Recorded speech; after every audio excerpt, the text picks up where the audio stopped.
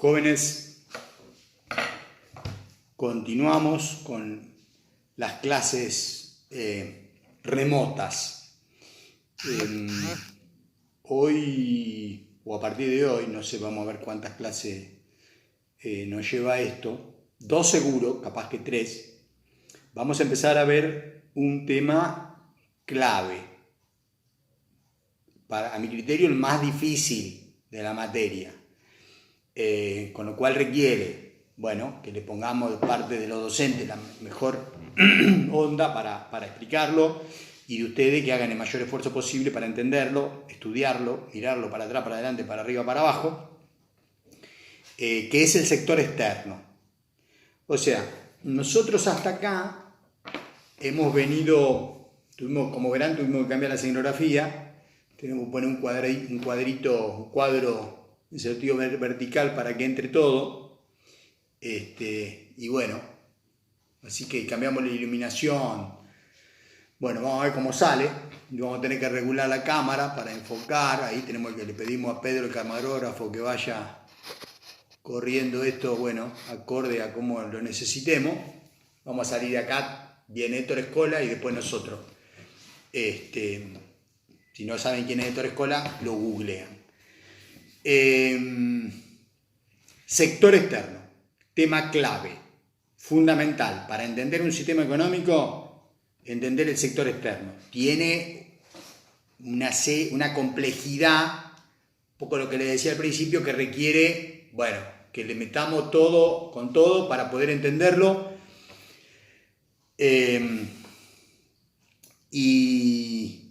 Y entonces, para entender cómo funciona la economía de un país. Porque hasta acá veníamos con un sistema económico cerrado, o sea, analizábamos lo que pasaba en el sistema económico, bueno, sin interacción con los otros países. Entonces, a partir de acá lo que vamos a considerar es, supongamos que tenemos un país, todo este pizarrón acá está dibujado, supongamos el sistema económico del país, y la pared que se extiende para un lado para el otro, están todos los demás países.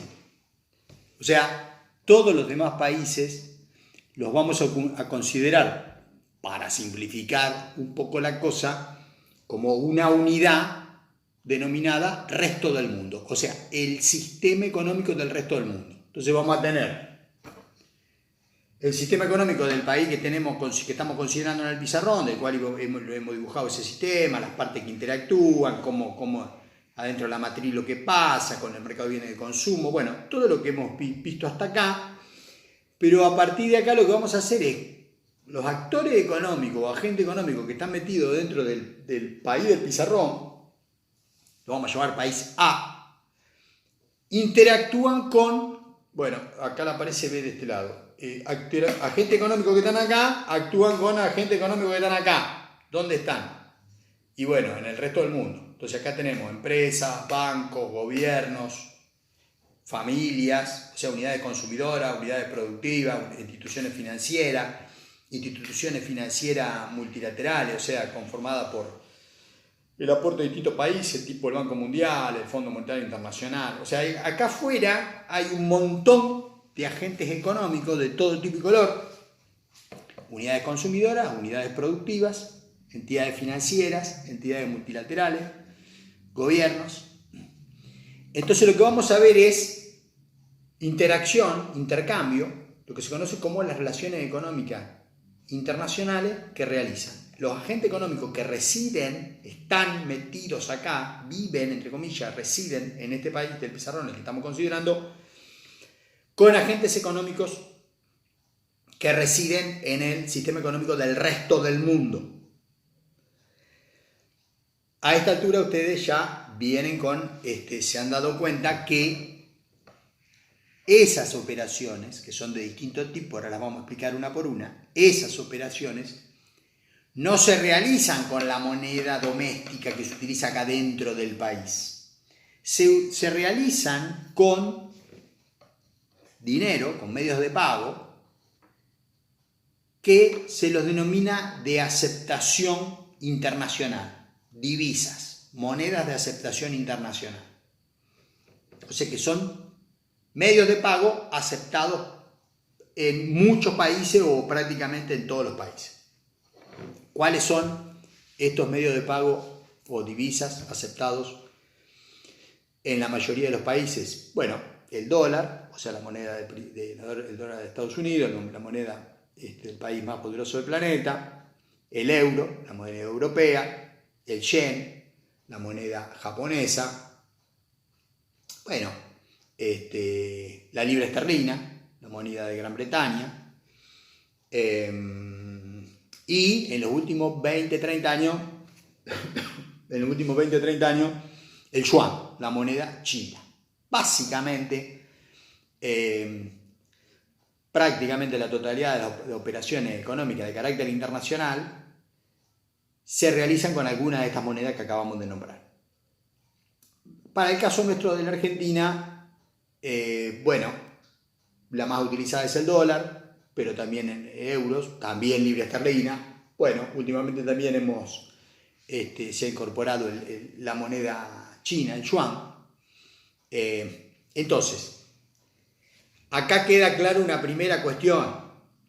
Los agentes económicos que actúan en el país A, del pizarrón, todos realizan operaciones económicas, transacciones económicas con la moneda doméstica del país. Ahora, hay un grupo de todos esos agentes económicos que, además de realizar transacciones con la moneda doméstica de este país, realizan transacciones económicas con divisas, porque interactúan económicamente con agentes económicos que residen en el resto del mundo. Entonces, si hay agentes económicos que utilizan las dos monedas y a veces necesitan la moneda doméstica y tienen que vender la divisa o necesitan más divisa y la tienen que comprar, en este país o en cualquiera, nos vamos a encontrar con que aparece un nuevo mercado, que es el mercado de cambios. Un mercado, o sea, dentro de este país del pizarrón hay un mercado en el cual se compran y se venden divisas. En la Argentina también hay un mercado en donde se compran y se venden divisas. Entonces, una empresa que está acá en este país paga los salarios en la moneda doméstica, paga los impuestos, paga la luz, el gas, compra la materia prima, bueno, un montón de cosas con la moneda doméstica. Pero por ahí necesita un insumo importado. Entonces tiene que comprar divisas para pagar el insumo importado, porque lo tiene que pagar con una moneda de aceptación internacional, o sea que el que lo fabrica ese insumo, que está en el resto del mundo, acá, por ahí, se lo vende, pero de acá le tiene que pagar con dólares, libra esterlina, lo que sea. Bien, entonces, lo que vamos a ver a partir de acá es cuáles son todas las transacciones económicas de carácter internacional que realizan agentes económicos que residen en un país, por ejemplo con agentes económicos que residen en el resto del mundo. Este cuadro que está acá, todas esas operaciones que ahora vamos a explicar en detalle, que son de distinto tipo, se registran anualmente, cada país las registra anualmente en lo que se conoce como la balanza de pagos. Esto que está acá es la balanza de pagos del país A, o sea, del país del pizarrón que hemos inventado. Que es el mismo cuadrito, por ahí no ven bien la letrita, qué sé yo, pero es el mismo cuadro que está en el libro, en el capítulo respectivo de sector externo, con los mismos números, todo igualito, así que si no se ve claramente acá, ponen pausa, van, buscan, se imprimen esa hojita sola del libro, lo ponen al lado del video y van mirando la explicación junto con el cuadro de la balanza de pagos del país A. Bien, entonces, vamos a la descripción de las transacciones económicas, que, repito, son transacciones económicas de carácter internacional en tanto y en cuanto son realizadas por agentes económicos que residen acá, empresas, familias, gobiernos municipales, provinciales, nacionales, bancos, con agentes económicos que residen en la pared, o sea, en el sistema económico del resto del mundo. Esas transacciones económicas son de distinta índole y cada una de ellas va a implicar que al país del pizarrón ingresen divisas o egresen divisas. Ingresen o egresen divisas. Entonces, primera cuestión, o una de las transacciones más conocidas por parte de ustedes, la transacción de bienes que se exportan y que se importan. ¿Cómo se simbolizan las exportaciones? Con la letra X. ¿Cómo se simbolizan las importaciones? Con la letra M. Entonces, bienes producidos por agentes económicos residentes en el país del pizarrón que son vendidos a agentes económicos que residen en el resto del mundo. Exportación. Exportación de bienes. Por ejemplo, el país del pizarrón, vamos a suponer que produce soja y exporta soja y le vende la soja, qué sé yo, a un molino, a una empresa que está radicada en Alemania o en China. ¿Dónde prefieren? China, bueno, a China. La soja va, entonces el exportador vende la soja y ¿en qué le paga a la empresa china que compró la soja? En divisas, yuanes, dólares, lo que sea. Exportaciones. Importaciones de bienes. Bienes producidos por algún agente económico que reside en el resto del mundo, acá en la pared. Qué sé yo, un helicóptero. Lo producen los chinos. Entonces acá, por ejemplo, el gobierno nacional necesita comprar un helicóptero para la movilidad del presidente, o una empresa privada o parque nacional necesita un helicóptero para supervisar los parques nacionales, ver si hay un incendio en algún lado, pim pum pam, lo que sea. O una empresa privada, o un rico se lo compra para pasear en el helicóptero y pasa por arriba de la catarata, mirar la catarata por arriba, 10 puntos, espectacular. Bueno, entonces ahí tenemos bienes, importaciones. El helicóptero viene de China, lo compra un agente económico residente en el país del pizarrón. Perfecto. Además de intercambiar bienes, los países intercambian servicios. Servicios, lo que podríamos llamar servicios reales. O sea, la prestación de un servicio que genera un residente de este país y que es vendido a un agente económico que reside en el resto del mundo. Por ejemplo, supongamos que habíamos dicho que acá había un exportador de soja, le vendía soja a una empresa que está en China. Entonces el contrato de compra-venta de soja establece que el empresario chino que compra la soja tiene que hacerse cargo de venir a buscar la soja acá al puerto de acá, el puerto que está acá, y llevarla a China. Vamos a suponer que el puerto que está acá es el puerto de Buenos Aires, entonces tiene que llevarla al puerto de China. O sea que se tiene que hacer, el contrato dice que se tiene que hacer cargo de ¿qué? Del transporte de la soja y se tiene que hacer cargo del seguro de la carga. ¿Y qué hace entonces el empresario chino? Contrata una empresa de mercante que está en este país y contrata una empresa de seguro que está en este país. O sea, son dos empresas que venden servicios reales, transporte y seguro. Entonces, ¿qué tenemos ahí?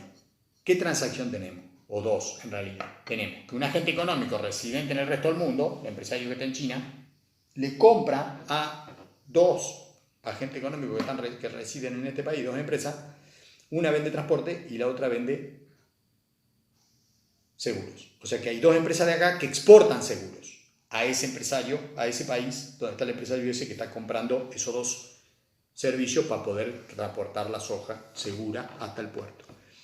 Entonces, en ese caso, ¿qué tenemos? Servicios exportados. Puede ocurrir que en el contrato de compra-venta de soja esté establecido que el empresario productor de soja de este país tiene que encargarse él de llevar la soja hasta China. Entonces ese empresario contrata a una empresa mercante china y una empresa de seguro china que vienen para acá, cargan la soja y la aseguran y se la llevan para allá. ¿Qué tenemos ahí? Que dos agentes económicos residentes en China le están vendiendo un servicio a un agente económico residente en el país del pizarrón, en el país A. O sea que para el país A, que es del que estamos hablando, hay servicios, importaciones. Se está importando transporte y se está importando seguro. Un rubro de los servicios muy importante es el turismo. El turismo. ¿Cuándo hay transacción entre agente económico residente en un país y en el resto del mundo? Cuando los turistas, gente que vive acá, se va de vacaciones afuera, gente que vive acá se va a Florianópolis de vacaciones, o gente que reside en el resto del mundo viene acá a este país medio sureño es, ¿sí? Y tiene cordillera, tiene nieve, entonces vienen de Brasil acá a esquiar.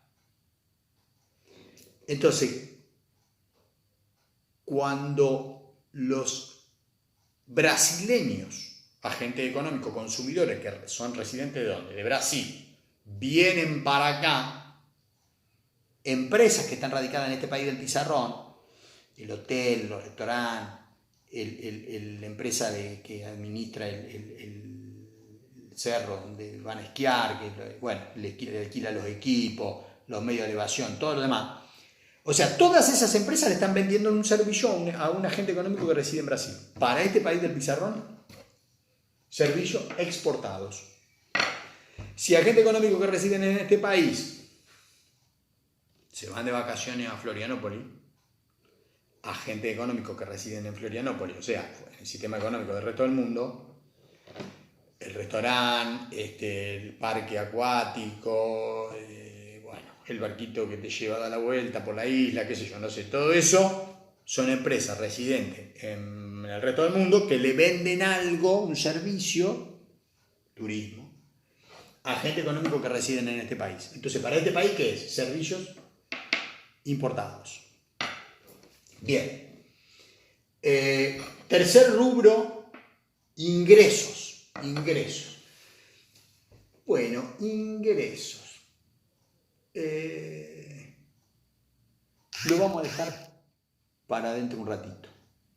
Vamos a ir acá, cuenta capital. Acá empiezan los movimientos de capitales o los movimientos financieros. Este es el rubro que vamos a explicar acá. Entonces, una primera cuestión es la inversión real, de lo que tradicionalmente se llaman capitales de riesgo. Por ejemplo, empresas que están radicadas en el resto del mundo vienen a este país de acá y ponen una fábrica de autos.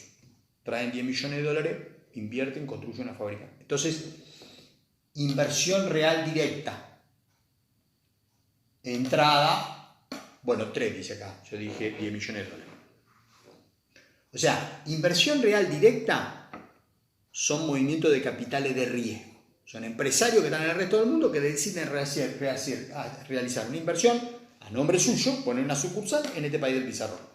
En ese caso ingresan divisas, $3 a este país del pizarrón para poner una sucursal de una empresa que está radicada en Estados Unidos. Pero puede ocurrir que una empresa que está radicada, por ejemplo, una gran empresa de este país que fabrica caramelos, golosinas y todo lo demás, pone una sucursal en San Pablo. Entonces, en ese caso, ¿qué tenemos? Inversión real directa, salida. $1 millón a San Pablo, ponemos una sucursal para fabricar los caramelos allá, todo. Y fabricamos ahí, vendemos al mercado brasileño, muy bien. Ahora, no solo capitales que mueven las empresas, capitales de inversión de riesgo. ¿Por qué se llaman de riesgo? Inversión directa y se lo conoce como capitales de riesgo. ¿Por qué? Porque ese empresario que está en Estados Unidos que invirtió acá para poner una fábrica de auto, acá puede ganar o puede perder. Obvio que hace un análisis de mercado y después de eso decide la inversión. Y viene y trae los $3, pone la fábrica acá, o los 3 millones de dólares, los 30 millones de dólares, lo que sea. Y con esa sucursal que está acá puede ganar, puede perder. El que pierde es él. La casa matriz está en Estados Unidos, donde sea, y la sucursal está acá. Por eso es de riesgo. Y lo mismo el que fabrica caramelo, que va a poner la sucursal en San Pablo, Entonces en San Pablo puede ganar, puede perder. Es una inversión de riesgo. Es una inversión directa a nombre de esa empresa realizada en el resto del mundo y que donde puede ganar o puede perder. Bien.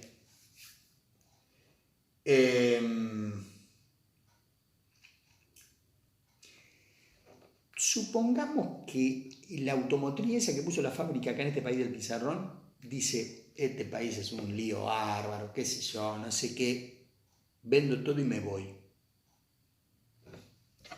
Inversión real directa, salida, se registra acá, se llevó $1 millón, lo que sea, 3, lo que sea, no sé.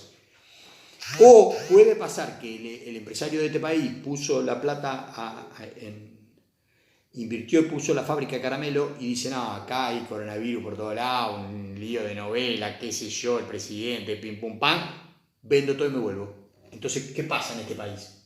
Inversión real directa, entrada, y ahí se registra que volvió esa inversión. Bien. Inversión de cartera, esto es lo que tradicionalmente se conoce como capitales de préstamo. Préstamos son préstamos. Entonces, ¿cuándo? Y una entidad financiera que está en este país le da un préstamo a una empresa que está radicada en Montevideo. O sea, está en el resto del mundo. Entonces, en ese caso hay inversión de cartera, salida, porque salen los dólares, le da $8, le presta a $8, $800.000, $8 millones, $80 millones, lo que sea.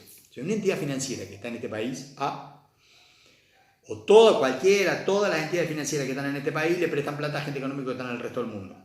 Entonces, inversión de cartera, sale. Ahora, puede ocurrir que entidades financieras que están en el resto del mundo le otorgan un crédito a un agente económico que está acá. ¿A quién? Y al gobierno nacional de este país, a algunos de los gobiernos provinciales, a alguna de las municipalidades, a una empresa privada, grande, chica, mediana. ¿Qué ocurre ahí? Tenemos una inversión de cartera, entrada, le prestaron $10. O entre todas las entidades financieras que están allá, le prestaron a todo esto que están acá, empresa, gobierno, lo que sea, le prestaron 10.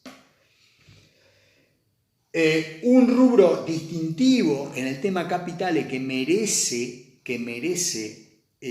destacarse es lo que se conoce como los capitales compensatorios. Y acá les puse una sigla, Fondo Monetario Internacional. Lo conocen al fondo, ¿no? Tienen más o menos una idea. Bueno, lo buscan en el diario, leen, averiguan, se fijan. Un organismo multilateral, está formado por un montón de países, aunque el bacalao lo cortan algunos de los que están en eso, pero bueno, no importa. Fondo Monetario Internacional. Supongamos que este país tiene un problema complicado, tiene un desequilibrio en la balanza de pago, necesita dólares, no puede pagar, lo que sea. Le puede pedir un crédito ¿a quién? Al Fondo Monetario Internacional. Capital compensatorio, porque te compensa que el desequilibrio.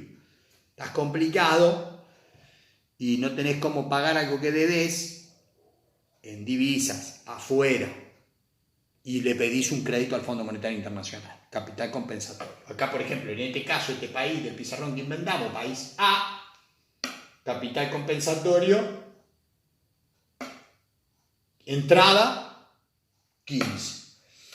El año que pague, ¿qué se va a registrar? Y capital compensatorio, salida 1. Al otro año paga otro, al otro año, cada año que se vaya devolviendo 1 durante 15 años, cada año se va a registrar acá en salida 1 capital compensatorio. Entonces, repasando. Repasando no, porque les dije que los ingresos se los iba a explicar después de explicarle esta parte de acá. O sea, cuando hay movimiento de capitales de cartera, o sea, una entidad financiera que está en el resto del mundo le presta plata, le presta dólares a una empresa que está acá en este país. ¿Este país qué tiene que hacer al año siguiente y todos los años subsiguientes? Devolver el crédito. Vieron que uno pide plata prestada, hay que devolverla. Perfecto. Cuando lo devuelve, ¿qué ocurre? Inversión, salida. Inversión de cartera, salida. Pero solo hay que devolver la plata que nos prestaron. No, además hay que pagar los intereses. Entonces tenemos ingresos que pueden entrar al país o que pueden salir. En este caso, si hay que pagar intereses, van a ser intereses pagados. ¿A quién? El agente económico que sea de acá o entre todos, los que tienen deuda con agentes económicos que están en el resto del mundo, pagan intereses, salen divisas. Puede ocurrir que entidades financieras que están en este país le hayan prestado plata a una empresa que está en Montevideo. Esa empresa que está en Montevideo al año siguiente y todos los años subsiguientes, ¿qué tiene que hacer? Devolverle el crédito. Cuando lo devuelve, ¿qué ocurre en este país del pizarrón? Inversión de cartera, entrada de plata, porque se está amortizando la deuda. Además de amortizar la deuda, ¿qué otra cosa hay que hacer? Pagar los intereses. La empresa esa que está en Montevideo tiene que pagar los intereses. Intereses cobrados. 1. Intereses cobrados. Esto que está acá. Habíamos dicho que empresas que están afuera invierten en este país, ponen una sucursal. ¿Para qué? Para ganar plata. Si se quedan, porque dicen, no, este país también es medio de loco, pero es buen negocio, nos quedamos. Esa empresa que fabrica acá autos, pero cuya casa matriz está en Estados Unidos, todos los años que hace el balance, ganó plata. ¿Qué hace con la plata que ganó? Utilidades. Las manda a la casa matriz. Entonces, ingresos, utilidades remitidas al resto del mundo, bueno, acá da 5. O sea, las empresas que están acá, cuyo casa matriz está afuera, cuando hacen el balance y ganaron plata, y esa plata la mandan a la casa matriz, en la balanza de pago de este país se registra ingresos, utilidades remitidas. Ingresos, utilidades remitidas al resto del mundo. 5. Recuerden que este cuadrito está en el libro, o sea que acá me tienen paciencia. La fábrica de caramelo que se radicó en San Pablo. El dueño, la casa matriz está acá. Esa empresa que está, se quedó porque se bancó el presidente, se bancó todo. Superamos coronavirus, se quedó. Hace balance, gana plata en San Pablo, las utilidades las manda para acá.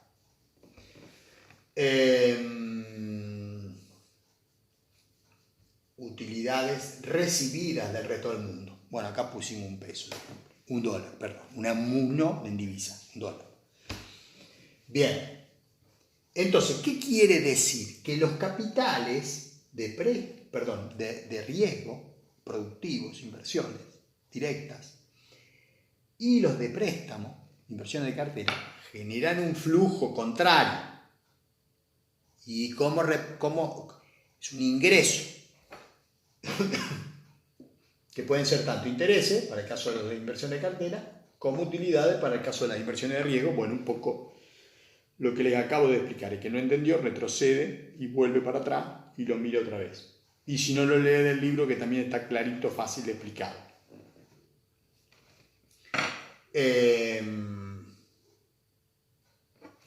Capitales compensatorios. Cuando pagamos dijimos salida. Cuando pagamos los intereses, ingresos, intereses pagados. Se registra ahí. Ingresos, intereses pagados. Ingresos del resto del mundo. Si lo paga alguien de acá, lo cobra alguien de allá. Perfecto. Bueno, entonces, acá le pedimos a Pedro, el camarógrafo, que nos corra un poquito la cámara. Y vamos al cuadrito. Recuerden que lo que pueden hacer es imprimírselo y ponerlo ahí al lado. Entonces tenemos la balanza de pago del país A. Todos los números están expresados, allá clara que está expresado en miles de millones de dólares. Quiere decir que, qué sé yo, estos son 1.000 millones de dólares.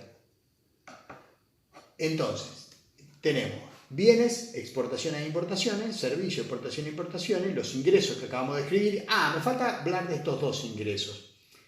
Remuneraciones de los trabajadores. ¿Qué se registra acá? Remuneración de los trabajadores. Puede ocurrir que haya gente que está en este país viviendo, pero que vino a trabajar y manda la plata a China. ¿Sí? Entonces, remuneración de los trabajadores, salida, $1. O puede ser que ciudadanos de este país se van a trabajar a hacer la temporada, o se van bastante, un año, varios, a Uruguay a trabajar, o a Brasil, o a España, y lo que ganan ahí con su trabajo lo mandan para este país del Pizarrón donde ellos vivían. Remuneración de trabajo, acá tendría que haber, bueno, no, en este caso no hubo, pero tendría que haber acá el numerito que sea. Bien, estos son los movimientos de los que generan los flujos de divisa entre países que generan los trabajadores, que son originarios de un país pero se van a trabajar a otro y mandan para acá, o que son de acá, se van a trabajar, perdón, o son de allá, vienen a trabajan acá y parte de lo que ganan lo mandan para allá. Perfecto. Y la otra cuenta que me quedó pendiente acá es transferencias, o sea, transferencias.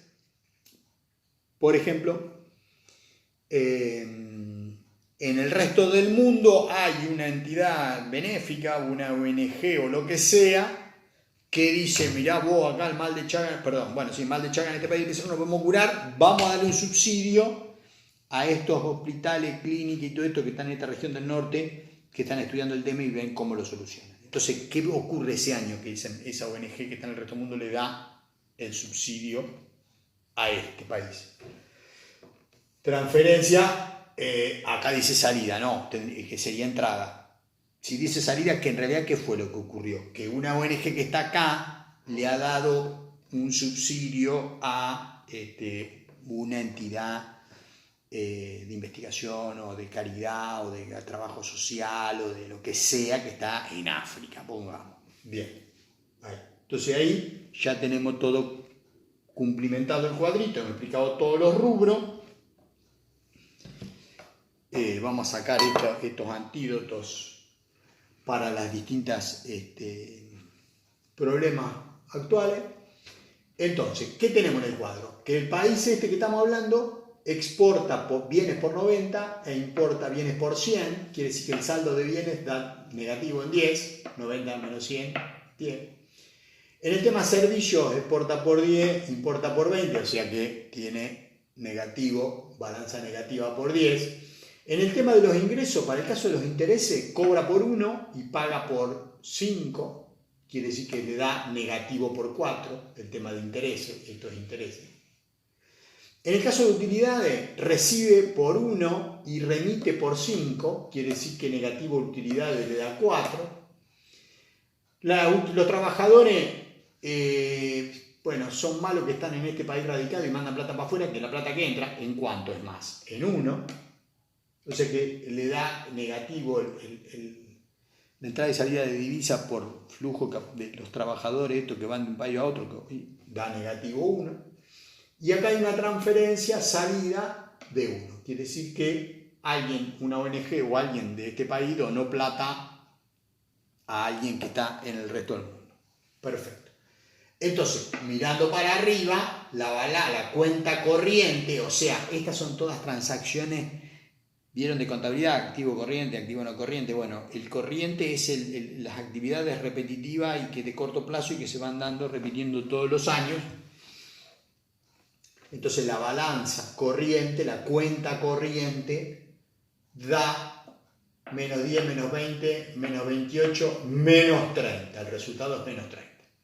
Y la balanza capital y financiera me da que inversión real entró 3 y salió 1, o sea, acá vinieron de afuera a invertir, acá alguien de acá invirtió afuera, o sea que entró neta, dólar entraron por 2, neto. En el tema de los préstamos entraron por 10 y salieron por 8, o sea que neto entraron 2 dólares, o 2.000 millones de dólares. Y además hubo una entrada de 15.000 millones de dólares de capital compensatorio del fondo. Quiere decir que todo la cuenta de capital y financiera da que entró a este país, entraron 19.000 millones de dólares. Con lo cual, si salieron por cuenta corriente 30.000 y entraron por cuenta capital 19, quiere decir que el resultado del año es una salida de 11.000 millones de dólares.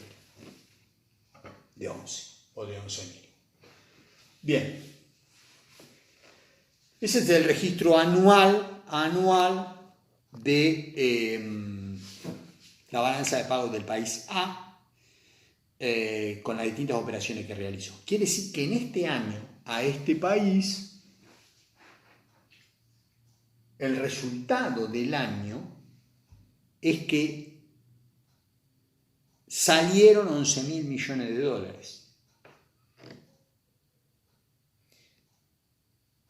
Y acá tenemos que agregar un tema difícil, complicado y que merece que presten mucha atención, que es el mercado cambiario. Porque todo esto que hemos puesto acá, de que entran dólares, salen dólares o divisas, lo que sea,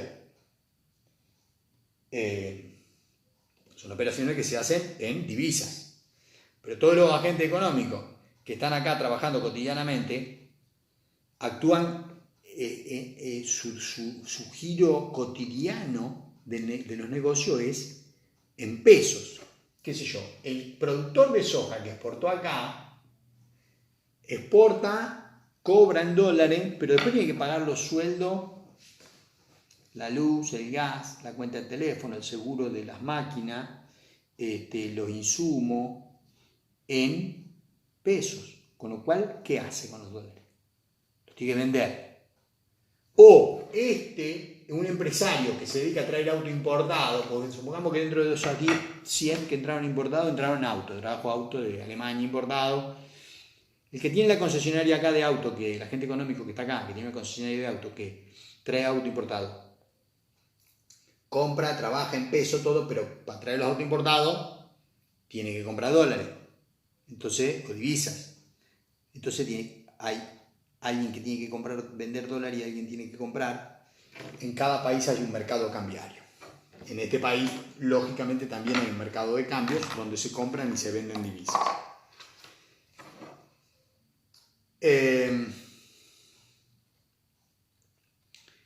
Cada una de todas estas transacciones tienen impacto en el mercado cambiario. Porque el que exporta entra dólares al país y liquida dólares en el mercado cambiario, actúa como oferente de dólares en el mercado cambiario. El que importa actúa como demandante en el mercado cambiario. El que exporta servicios cobra divisas y actúa como oferente en el mercado cambiario. El que importa servicios, ese productor de soja que exportó, pero que tuvo que contratar una empresa china por el flete, por el transporte y el seguro, tiene que comprar dólares para pagarle a la empresa que está en China. O sea que actúa como demandante. Los ingresos, intereses, cuando se cobran dólares por intereses de que alguien que está afuera le debe a alguien que está acá, después ese agente económico, el banco, los vende a los dólares porque cotidianamente actúa con pesos, con la moneda doméstica, con la moneda local. Y si alguien tiene que pagar intereses, actúa como demandante en el mercado cambiario. Va a comprar los dólares para pagar los intereses que tiene que pagar. Las utilidades recibidas. La fábrica de caramelo que está en San Pablo manda los dólares para acá y la empresa que está acá, Casa Matriz, vende esos dólares, actúa en el mercado cambiario como oferente. La automotriz que está acá, en este país de Pizarrón, cuando gana plata, gana en pesos. Va al mercado cambiario como demandante de dólares para mandar los países, para mandar las utilidades al país de origen. Si de acá hay trabajadores que quieren mandar dólares afuera, en el mercado cambiario local actúan como demandantes. Si una ONG quiere darle un subsidio, un premio a alguien que está en el resto del mundo, compra los dólares y los saca, los manda al país que sea, o sea que actúa como demandante en el mercado cambiario. Las inversiones, lo mismo. Cuando viene la empresa extranjera a poner la fábrica acá, trae dólares y los cambia, actúa como oferente. Van viendo que todos los motivos de entrada de divisas al país en el mercado cambiario se reflejan como una oferta de divisas. Estamos hablando de un país tranquilo, estándar. Después, porque ustedes ya están pensando en la Argentina y dicen, no, bueno, pero acá vende y los dólares no los largan ni a garrotazo. Bueno, pero después vamos a ver las particularidades de la Argentina. Pero en términos generales, o cuando la Argentina anda más o menos tranquilo, el que entra a dólares los liquida en el mercado cambiario y ofrece dólares. Cuando la fábrica de caramelos decide hacer una inversión en San Pablo, compra divisa acá, actúa como demandante de divisa en el mercado cambiario local para hacer inversión afuera. Inversión de cartera. Cuando alguien de acá pide un crédito al resto del mundo, entran los dólares y después los vende en el mercado cambiario para hacer lo que pensaba hacer con eso que pidió prestado en la moneda doméstica. Inversión de cartera, salida. Si una entidad financiera que está acá le tiene que dar un crédito en divisa a alguien que está afuera, los pesos que tiene acá los cambia, demanda dólares en el mercado cambiario y manda los dólares para afuera. Bueno, el Fondo Monetario le da préstamo al gobierno, el gobierno con eso financia, supongamos, gastos de inversión. Y si es para pagar deuda, entrarían dólares y saldrían dólares automáticamente por inversión de cartera salida. O sea, dólares que entraron por acá son para pagar deuda, entrarían ahí. Si estos dólares los va a usar para algo acá destinado doméstico dentro del país, los cambian al mercado cambiario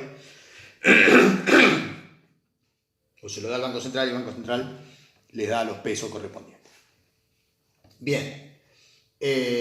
Y si el Estado tiene que pagar deuda, para acá salida va a tener que poner acá, si hubiese una salida acá, el Estado recauda impuesto en pesos, va comprado en el mercado cambiario y con eso le devuelve la plata al Fondo Monetario Internacional. Con lo cual, ¿qué les quiero decir? Que todas las operaciones que están acá tienen su impacto en el mercado cambiario del país. Todas las operaciones que implican que entren divisas al país, en el mercado cambiario local se convierten en oferta de divisas.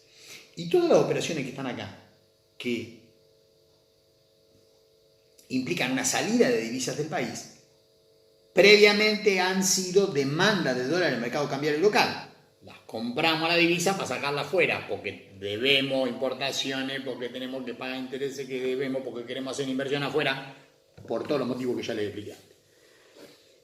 Entonces, lo que he tratado de explicarles es que el mercado cambiario de un país cualquiera tiene una oferta y una demanda de divisas, que está explicada básicamente por los rubros que recién acabo de comentarles.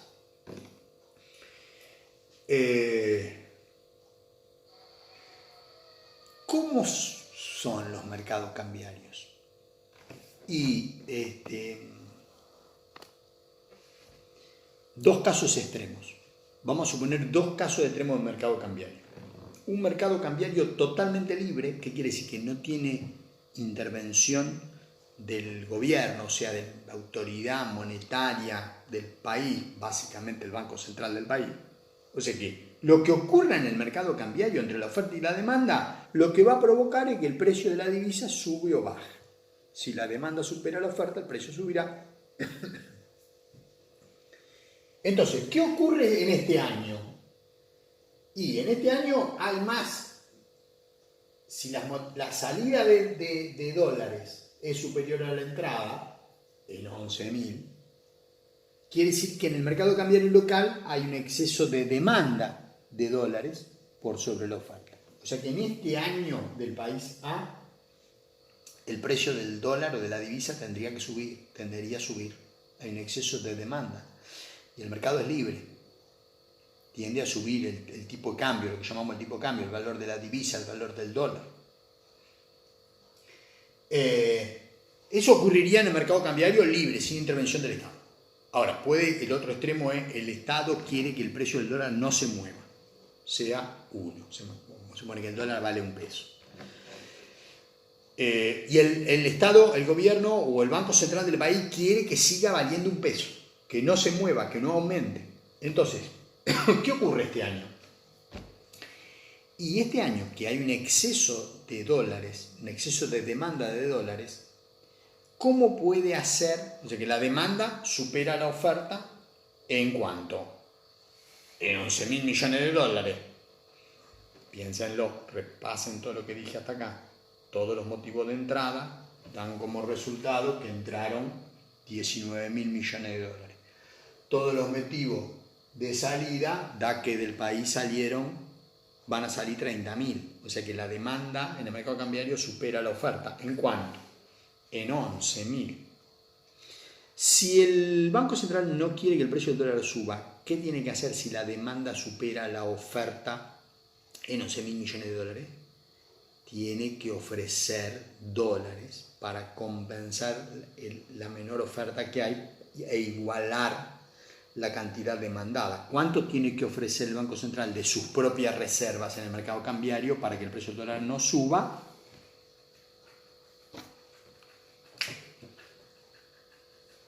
11.000 caen, bueno, sería disminución en este caso.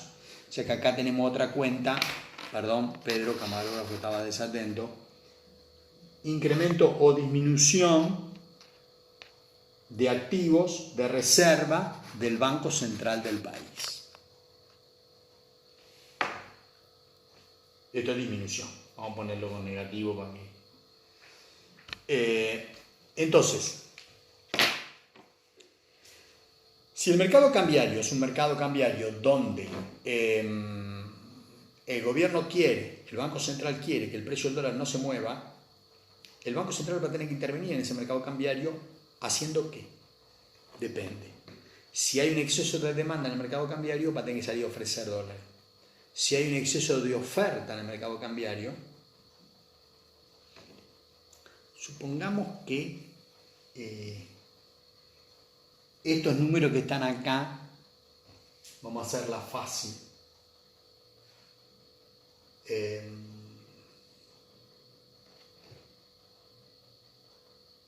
Y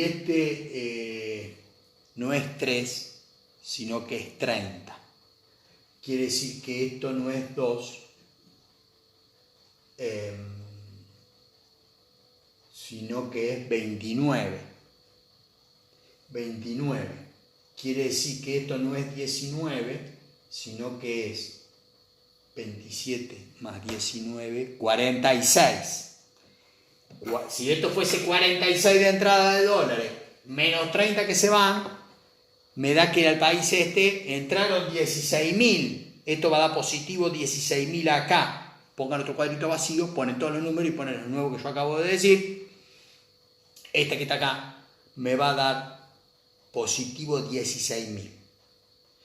Si el mercado cambiario del país es un mercado cambiario libre sin intervención del Banco Central, el precio del dólar va a bajar, hay un exceso de oferta de dólares, la oferta de dólares, todos los motivos por los cuales entraron dólares al país es superior a todos los motivos por los que salen, ¿en cuánto? En 16.000 millones de dólares. Eso en el mercado cambiario libre, el precio tiende a bajar. Si estamos en un país donde el Banco Central dice no, yo quiero que el precio del dólar se siga manteniendo en un peso, en el precio que sea, pero bueno, supongamos que en un peso, ¿qué tiene que hacer el Banco Central? Comprar, acaba 19 y tiene que comprar con pesos, compra los dólares, porque hay quienes ofrecen dólares y se los quieren sacar de encima porque necesitan hacer actividad en este país, que les va a barro, no traen mucho capital, lo que sea. El Banco Central compra y aumenta las reservas, incremento de activos de reserva del Banco Central, 19.000.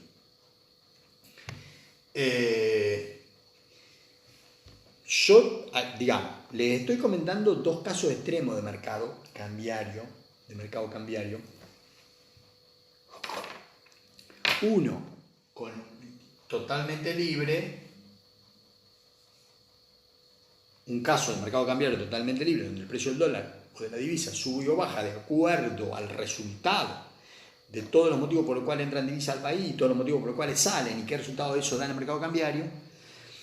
O el otro caso extremo es cuando la autoridad monetaria dice el precio del dólar quiero que se mantenga en tal valor y lo que haya compenso. Si hay exceso de demanda de divisa, vendo, yo, Banco Central. Y si hay exceso de oferta de divisa, compro. Entre medio de estos dos casos extremos de tipo mercado cambiario hay, bueno, lo que podríamos llamar en la jerga se lo conoce como flotación sucia. O sea, se deja que el precio del dólar sube o baje